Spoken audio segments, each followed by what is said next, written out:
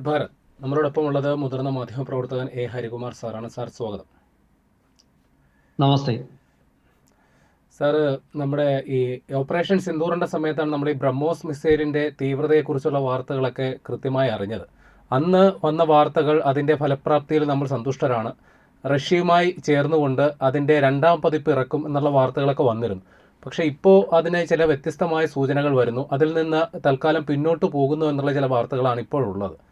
എന്താണ് അങ്ങനെ ഒരു തീരുമാനത്തിൻ്റെ പിന്നിലുള്ളത്? ഈ അടുത്ത ദിവസങ്ങളിലായിട്ട് ദേശീയ മാധ്യമങ്ങളിലൊക്കെ ഈ വാർത്ത പ്രത്യക്ഷപ്പെട്ടിരുന്നു. ബ്രഹ്മോസ് 2 എന്ന് പറയുന്നത് അതൊരു ഹൈപ്പർസോണിക് മിസൈലായിട്ടാണ് നമ്മൾ വിഭാവനം ചെയ്തിരുന്നത്. ആ പദ്ധതിയിൽ നിന്നും ഇന്ത്യ തൽക്കാലം അത് നിർത്തിവെച്ചിരിക്കുകയാണ്. അതിൻ്റെ കാരണം പറയുന്നത് ഇന്ത്യ സ്വന്തമായിട്ട് മറ്റ് ഹൈപ്പർസോണിക് ടെക്നോളജി വികസിപ്പിച്ചു. ബ്രഹ്മോസ് മിസൈൽ നമ്മൾ വികസിപ്പിച്ചിരിക്കുന്നത് റഷ്യയുമായിട്ട് ചേർന്നിട്ടാണ്. അതൊരു സംയുക്ത സംരംഭമാണ്. ബ്രഹ്മോസ് എന്ന് പറയുന്നത് തന്നെ ബ്രഹ്മപുത്ര, മോസ്കോവ, ഈ 2 നദികളുടെ പേര് ചേർത്തിട്ടാണ് ബ്രഹ്മോസ് എന്ന പേരിട്ടിരിക്കുന്നത്. പക്ഷേ ഈ ബ്രഹ്മോസ് മിസൈല് വളരെ കൃത്യതയുള്ള, വളരെ മാരകമായ മിസൈലാണ്. അതിനെ തടുക്കാൻ ഇപ്പോൾ ലോകത്തുള്ള മിസൈൽ പ്രതിരോധ സംവിധാനങ്ങൾക്ക് കഴിയില്ല. അത് ഈ ഓപ്പറേഷൻ സിന്ദൂറിൽ വളരെ കൃത്യമായിട്ട് വ്യക്തമായിട്ട് തെളിഞ്ഞതാണ്. പക്ഷെ ബ്രഹ്മോസിന് ഒരു പരിമിതിയുണ്ട്. അത് വളരെ ചെലവേറിയ മിസൈലാണ്. ഇപ്പൊ നമ്മുടെ കൈവശമുള്ള ബ്രഹ്മോസ് മിസൈല് $4 മില്യൺ ഒരു മിസൈലിന്റെ വില. അപ്പം വളരെ തന്ത്രപ്രധാനമായ സ്ഥാപനങ്ങൾ തകർക്കാൻ വേണ്ടി മാത്രമാണ് ബ്രഹ്മോസ് ഉപയോഗിക്കുന്നത്. കാരണം അത് വലിയ ചെലവേറിയതാണ്. പക്ഷേ ഈ ബ്രഹ്മോസ് 2 അതിനേക്കാളും വളരെയധികം ചെലവേറും. അതായത് $4 മില്യൺ ആണ് ഒരു ബ്രഹ്മോസിന്റെ ഇപ്പോഴത്തെ വിലയെങ്കിൽ ബ്രഹ്മോസ് 2 വികസിപ്പിക്കുമ്പോൾ അത് 12-14 മില്യൺ ആയിട്ടും മാറും. അതായത് അത് വളരെ ചെലവേറിയതാണ്. പക്ഷെ അതേസമയം തദ്ദേശീയമായിട്ട് നമ്മൾ വികസിപ്പിച്ചെടുത്ത ടെക്നോളജി, അതായത് നമ്മൾ തദ്ദേശീയമായിട്ട് ഇപ്പോൾ കഴിഞ്ഞ കുറച്ച് ആഴ്ചകൾക്ക് മുമ്പ് പരീക്ഷിച്ച് വിജയിച്ച long range anti ship hypersonic missile, അതിന് $1 മില്യൺ പോലും ആവില്ല.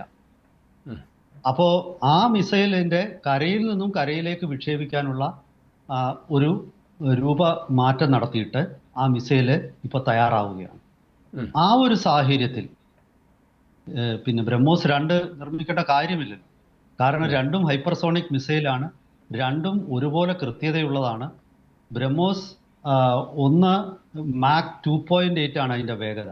അതായത് മാക് എന്ന് പറയുന്നത് ശബ്ദത്തിന്റെ വേഗത ഒരു മണിക്കൂറിൽ 1235 കിലോമീറ്ററാണ്. അപ്പോൾ അതാണ് 1 മാക് എന്ന് പറയുന്നത്. അങ്ങനെ മാക് 2.8 ഒക്കെയാണ് ശബ്ദത്തിന്റെ 2.8 ഇരട്ടി വേഗതയാണ് ബ്രഹ്മോസിലുള്ളത്. ഈ ഹൈപ്പർസോണിക് മിസൈലിന് എന്തായാലും ഒരു മിസൈൽ ഹൈപ്പർസോണിക് ആവണമെങ്കിൽ മാക് 5 മേളിൽ വേഗത കൈവരിക്കണം.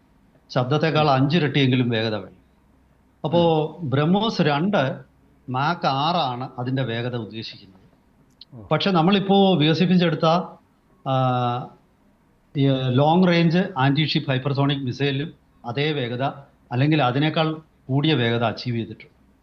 അപ്പോൾ ആ ഒരു സാഹചര്യത്തിൽ നമുക്ക് ബ്രഹ്മോസ് 2ന്റെ ആവശ്യമുണ്ടോ എന്നതിനെ സംബന്ധിച്ച് ഒരു പുനർചിന്ത ഉണ്ടായിട്ടുണ്ട്. കാരണം അതിന്റെ ഹൈ കോസ്റ്റ്, അതാണ് ഒരു വിഷയം.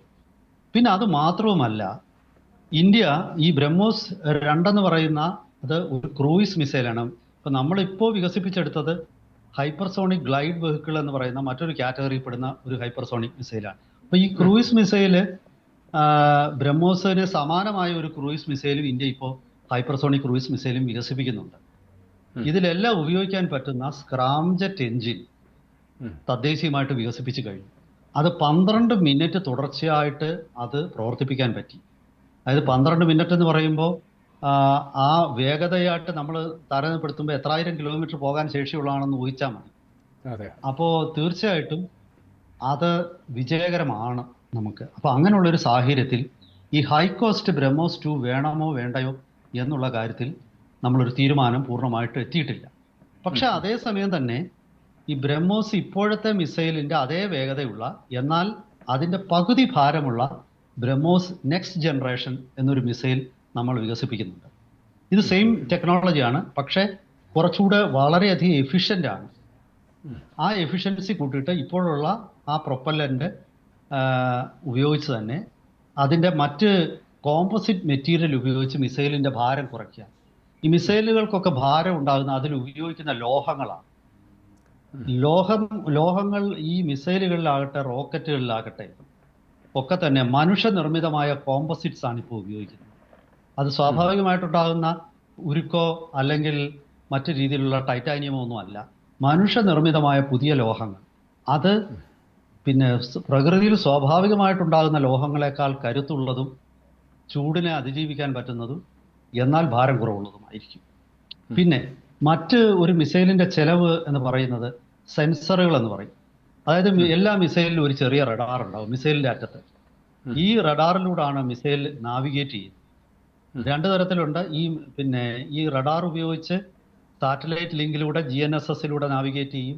ഇനി എന്തെങ്കിലും കാരണവശാൽ സാറ്റലൈറ്റ് ലിങ്ക് പോയാൽ ഇനേർഷ്യൽ ഗൈഡൻസ് സിസ്റ്റം എന്ന് പറഞ്ഞ് മറ്റൊരു സംവിധാനവും മിസൈലുകളിലുണ്ട്. അപ്പോൾ ഈ രണ്ട് സിസ്റ്റവുമുള്ള തദ്ദേശീയമായിട്ടുള്ള സെൻസറുകളുടെ സഹായത്തോടുകൂടി പ്രവർത്തിച്ചാൽ വിദേശത്തൊന്നും ഇറക്കുമതി ചെയ്യേണ്ട. അങ്ങനെ വരുമ്പോൾ ചെലവ് കുറയും. അപ്പോൾ ഇന്ത്യ എപ്പോഴും ശ്രദ്ധിക്കുന്നത് നമ്മുടെ പ്രതിരോധ മേഖലയുള്ള നമ്മുടെ ആയുധങ്ങളിൽ ഏറ്റവും ചെലവ് കുറഞ്ഞവയായിരിക്കും. ഒരു യുദ്ധം വിജയിക്കുന്നത് ഈ ശത്രുവിനെ നശിപ്പിച്ചുകൊണ്ട് മാത്രമല്ല, നമ്മൾക്ക് ആ യുദ്ധം കൊണ്ട് സാമ്പത്തിക നഷ്ടം ഉണ്ടാകാതിരിക്കുകയും വേണം. അമേരിക്കയെ സംബന്ധിച്ചിടത്തോളം അമേരിക്കയുടെ ഒരു പരിമിതി, അമേരിക്കയുടെ ആയുധങ്ങളൊക്കെ വലിയ ചെലവേറിയതാണ്. അപ്പോൾ അമേരിക്കയുടെ യുദ്ധവിമാനങ്ങളുടെക്കും ഇതേ പരിമിതിയുണ്ട്. F-35, F-22 ഒക്കെ 2 വിമാനം നഷ്ടപ്പെട്ടു പോയാൽ മതി, വലിയ നഷ്ടമായിരിക്കും. ഇന്ത്യയെ സംബന്ധിച്ച് ഇന്ത്യ ലക്ഷ്യമിടുന്നത് ഏറ്റവും ചെലവ് കുറഞ്ഞ രീതിയിൽ, ഇപ്പം നമ്മൾ ISROയുടെ കാര്യം എടുത്താൽ, ഇന്ത്യയിൽ നിന്നും ISROയുടെ ചൊവ്വയിലേക്കുള്ള മാർസ് മിഷൻ, ആ മിഷന് ഒരു ഹോളിവുഡിൽ ഇന്റർസ്റ്റെല്ലാർ എന്നൊക്കെ പറയുന്ന ബഹിരാകാശ മേഖലയെ അടിസ്ഥാനപ്പെടുത്തി എടുത്ത സിനിമകളുടെ അത്ര പോലും ചെലവ് ഉണ്ടായില്ല. അതായത് അമേരിക്കയുടെ ചെലവ് ആകാശത്തോളം വലുതാണ്. അത് അവരെ കുറ്റപ്പെടുത്തിയിട്ട് കാര്യമില്ല. ഒരുപക്ഷെ അവിടുത്തെ നിലവിലുള്ള ശമ്പളം, ഇൻഫ്രാസ്ട്രക്ചറിന്റെ ചെലവ്, അങ്ങനെ ഒരുപാട് കാര്യങ്ങളായിരിക്കും അതിന്റെ പിന്നിലുള്ളത്. അപ്പോൾ ഇന്ത്യയെ സംബന്ധിച്ച് തദ്ദേശീയ ടെക്നോളജി വികസിപ്പിക്കുന്നതിലാണ് ഇന്ത്യ ശ്രദ്ധ കൊടുക്കുന്നത്. അതുകൊണ്ടാണ് നമ്മൾ ബ്രഹ്മോസിന്റെ ഒരു ബ്രഹ്മോസ് 2 എന്ന് പറയുന്ന ഹൈപ്പർസോണിക് മിസൈലിൽ നിന്നും നമ്മൾ പിന്മാറുന്നു. അതായിട്ട് തന്നെയാണ് എനിക്ക് തോന്നുന്നത്. കാരണം തദ്ദേശീയമായിട്ട് 3 തരം ഹൈപ്പർസോണിക് മിസൈലുകൾ നമ്മൾ വികസിപ്പിക്കുകയാണ്. ഒന്ന് ആന്റി ഷിപ്പ്, ഒന്ന് 10,000 കിലോമീറ്റർ റേഞ്ചുള്ള മറ്റൊരു ഹൈപ്പർസോണിക് മിസൈല്, പിന്നെ ഒരു ഹൈപ്പർസോണിക് ക്രൂയിസ് മിസൈല്. ഈ 3ലും ഉപയോഗിക്കാൻ വേണ്ട എഞ്ചിനുകളും നമ്മൾ തയ്യാറാക്കിയിട്ടുണ്ട്. അപ്പോൾ ഈ ഇന്ത്യയെ സംബന്ധിച്ച് പണ്ട് ഏതാണ്ട് 2015 വരെ 16 വരെയൊക്കെയുള്ള കാലഘട്ടത്തിൽ നമ്മുടെ ഒരു വലിയ പരിമിതി ഈ മിസൈലുകൾക്ക്, പ്രത്യേകിച്ച് ക്രൂയിസ് മിസൈലുകൾക്ക് ഉപയോഗിക്കുന്ന എൻജിൻ നമ്മുടെ തദ്ദേശീയമായിട്ട് വികസിപ്പിക്കുന്നില്ല. ഇത് ജെറ്റ് എൻജിൻ്റെ ഒരു മിനിയേച്ചർ പതിപ്പാണ് ഈ മിസൈലുകളിൽ ഉപയോഗിക്കുന്നത്. ജെറ്റ് എൻജിനുകൾ സാധാരണ ഇപ്പോൾ നമ്മൾ റഫാലിൽ ഉപയോഗിക്കുന്ന ജെറ്റ് എൻജിൻ ഉണ്ട്. അപ്പോൾ അതിൻ്റെയൊക്കെ ശക്തി എന്ന് പറയുന്നത് ഒരു 140 കിലോ ന്യൂട്ടൺ ഒക്കെയാണ്, 120 ഒക്കെയാണ് റഫാലിൻ്റെത്. നേരെ മറിച്ച് ഇപ്പോൾ നമ്മൾ തേജസ്സിനാണെങ്കിൽ അമേരിക്കൻ ഇറക്കുമതി ചെയ്യുക, അത് ഏതാണ്ട് 92 കിലോ ന്യൂട്ടൺ ഒക്കെയാണ് അതിൻ്റെ ത്രസ്റ്റ്, അത് നൽകുന്ന ശക്തി. അപ്പം ഈ മിസൈലുകളിൽ അത്രയൊന്നും ശക്തി വേണ്ട. പകരം ഒരു 4 കിലോ ന്യൂട്ടൺ, 5 കിലോ ന്യൂട്ടൺ ആ ഒരു റേഞ്ചിലുള്ള എഞ്ചിൻ ഉണ്ടാക്കണം. ആ എഞ്ചിൻ പോലും ഇന്ത്യക്ക് തദ്ദേശീയമായിട്ട് ഉണ്ടാക്കാൻ പറ്റിയിരുന്നില്ല. അങ്ങനെ നമ്മൾ ഇതിനൊക്കെ ആശ്രയിച്ചിരുന്നത് വിദേശത്തു നിന്നും എഞ്ചിൻ ഇറക്കുമതി ചെയ്യുകയാണ്. ആ ഇറക്കുമതി മുഖ്യമായിട്ടും നമ്മുടെ ക്രൂയിസ് മിസൈൽ ഉപയോഗിച്ചത് റഷ്യയുടെ NPO സാറ്റേൺ എന്ന് പറയുന്ന കമ്പനിയിൽ നിന്നാണ്, അവരുടെ എഞ്ചിനുകളാണ്. പക്ഷെ 2017 തദ്ദേശീയമായിട്ട് മനിക് എഞ്ചിൻ എന്ന ഒരു ടർബോഫാൻ എന്ന ഒരു ടെക്നോളജി, ഇത്തരം ജെറ്റ് എഞ്ചിൻ നമ്മൾ വികസിപ്പിച്ചെടുത്തു. ഈ മനിക് എഞ്ചിൻ വന്നതോടുകൂടി നമുക്ക് നമ്മുടെ ക്രൂയിസ് മിസൈലുകൾ നമ്മളുടെ എഞ്ചിൻ ഉപയോഗിച്ച് തന്നെ പ്രവർത്തിക്കുകയും അങ്ങനെ അത് നമുക്ക് ചെലവ് കുറഞ്ഞ രീതിയിൽ ക്രൂയിസ് മിസൈൽ നമുക്ക് ഉൽപ്പാദിപ്പിക്കാൻ പറ്റുകയും ചെയ്തു. അതോടുകൂടിയാണ് ഇന്ത്യയുടെ നിർഭയ് മിസൈൽ വിജയിച്ചത്. ഇനി മറ്റൊരു കാര്യവും കൂടെ ഇതുമായിട്ട് ബന്ധപ്പെടുത്തി പറഞ്ഞുകൊണ്ട് എനിക്ക് തോന്നുന്നു പ്രേമ സമയം ഒരുപക്ഷെ ഉണ്ടായിരിക്കാം. ആ അപ്പോൾ ഞാൻ രണ്ടാമതൊരു ഒരു അനുബന്ധ ഒരു ഡെവലപ്മെന്റും കൂടെ ഇപ്പോൾ ഉണ്ടാകുന്നു. അതായത് ഇത്ര നാളും നമ്മൾ ഫ്രീസ് ചെയ്ത്, അതായത് നമ്മൾ നിർത്തിവെച്ചിരുന്ന ഉം. അഗ്നി 6 ആ മിസൈൽ നമ്മൾ ഇപ്പോൾ നിർമ്മിക്കാൻ പോവുകയാണ്. ഉം. ഈ കഴിഞ്ഞ ദിവസം BJPയുടെ ഔദ്യോഗിക ട്വിറ്റർ ഹാൻഡിലിൽ ഒരു ട്വീറ്റ് പ്രത്യക്ഷപ്പെട്ടു. അതായത് Agni 6 is ready to make history. അങ്ങനെയാണ്. അതായത് ചരിത്രം തിരുത്തി കുറിക്കാൻ, അല്ലെ ചരിത്രം എഴുതാൻ അഗ്നി 6 തയ്യാറെടുക്കുന്നു എന്ന ഒരു തയ്യാറായി എന്ന ഒരു ട്വീറ്റാണ് BJPയുടെ ഔദ്യോഗിക ഹാൻഡിൽ പ്രത്യക്ഷപ്പെട്ടത്. അതുപോലെ തന്നെ അതിനുശേഷം DRDOയുടെ ചെയർമാനായിട്ടുള്ള defence research and development organisation ചെയർമാനായ സമീർ വി കമ്മത്ത് പറഞ്ഞു, ഇന്ത്യ അഗ്നി 6 പ്രോഗ്രാം മുന്നോട്ട് കൊണ്ടുപോകാൻ പൂർണ്ണമായിട്ടും സജ്ജമായിരിക്കുകയാണ്. ഈ അഗ്നി 6 12,000 കിലോമീറ്റർ വരെ റേഞ്ചുള്ള ഒരു ബലിസ്റ്റിക് മിസൈലാണ്. ഏറ്റവും ആധുനികമായ എല്ലാ ടെക്നോളജീസും ഉൾപ്പെടുത്തിയിട്ടുള്ള ഒരു ബലിസ്റ്റിക് മിസൈൽ. ഈ മിസൈലിലെ MIRV, MARV എന്ന് പറയുന്ന 2 ആധുനിക ടെക്നോളജികൾ.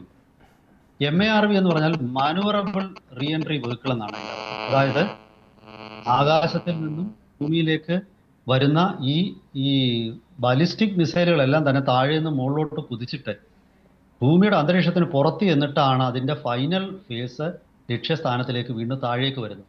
അതായത് റീ എൻട്രി നടത്തും അന്തരീക്ഷത്തിലോട്ട്. എന്നിട്ട് അതിൻ്റെ ടെർമിനൽ വെലോസിറ്റി എന്ന് പറയുന്ന അവസാനത്തെ ഘട്ടത്തിൽ ഒരു ഹൈപ്പർസോണിക് വേഗത അച്ചീവ് ചെയ്തിട്ടാണ് അത് ടാർഗറ്റിനെ വന്നിടിക്കുന്നത്. ഇവിടെ പരമ്പരാഗത പിന്നെ ബലിസ്റ്റിക് മിസൈലുകൾക്കൊക്കെ തന്നെ ഈ ഹൈപ്പർസോണിക് വേഗത ഉണ്ടെങ്കിലും അതൊരു നിശ്ചിത പാതയിലൂടെ ആയിരിക്കും വരുന്നത്. അതിനാൽ അതിനെ മിസൈൽ പ്രതിരോധ സംവിധാനങ്ങൾക്ക് നേരിടാൻ പറ്റും. പക്ഷേ MARV എന്ന് പറയുന്നത് ഈ ക്രൂയിസ് മിസൈലുകളുടെ മാനുവറബിളാണ്. ഇംഗ്ലീഷിൽ മാനുവറബിൾ എന്ന് പറഞ്ഞാൽ നിയന്ത്രിക്കാൻ പറ്റുന്നത് എന്നാണ് അർത്ഥം. ഏത് രീതിയിലും വളയ്ക്കാനും തിരിക്കാനും ഒക്കെ പറ്റുന്നതാണ്. അങ്ങനെ വരുമ്പം ഈ മിസൈല് വളഞ്ഞ് പുളഞ്ഞ് ആകൃതിയിലൊക്കെ ഒന്ന് കറങ്ങി പിന്നെ ആയിരിക്കും ലക്ഷ്യസ്ഥാനത്തേക്ക് പോകുന്നത്. അതായത് ഇതിനെ പ്രതിരോധിക്കാൻ വരുന്ന ഇന്റർസെപ്റ്റർ മിസൈലുകളെ ഇത് വെട്ടിച്ച് പായും. അപ്പോൾ അത്തരം ടെക്നോളജി ഈ അഗ്നി 6-ലുണ്ട്. അഗ്നി 5-നും അതുണ്ട്. അതുപോലെ തന്നെ MIRV എന്ന ടെക്നോളജി നമ്മൾ ഇപ്പോഴാണ് അത് പെർഫെക്റ്റ് ആക്കിയത്. അതായത് അതിൻ്റെ പൂർണ്ണ രൂപം എന്ന് പറയുന്നത്, ഫുൾ ഫോം എന്ന് പറയുന്നത് ഈ multiple independently targetable re entry vehicle എന്ന് പറയും. അതായത് ഒരു മിസൈലിൻ്റെ അറ്റത്ത് ഒരു ബൂസ്റ്റർ പോലെ 6-7 ചെറിയ മിസൈലുകൾ ഉണ്ടാകും. ഈ മുഖ്യ ലക്ഷ്യസ്ഥാനത്തേക്ക് പോകുമ്പോൾ ഈ ബാക്കി മിസൈലുകൾ അതിൽ നിന്ന് വേർപെട്ട് വിവിധ ലക്ഷ്യസ്ഥാനങ്ങളിലേക്ക് പറന്നു. അത് ഓരോ ലക്ഷ്യസ്ഥാനവും 100-150 കിലോമീറ്റർ ഒക്കെ അകലെയായിരിക്കും.